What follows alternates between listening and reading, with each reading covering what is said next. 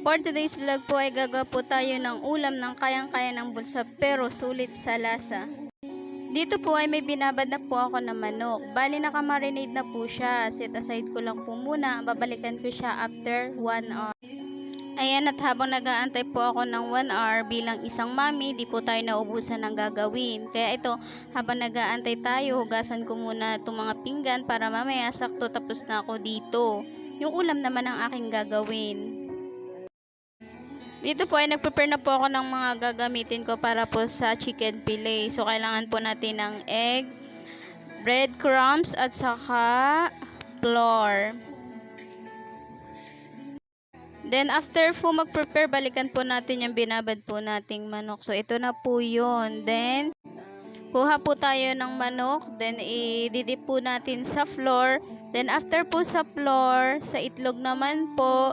Tapos, ang kahulihan po, then breadcrumbs. So, set aside po natin para po prepare na po natin sa pagpa-fried.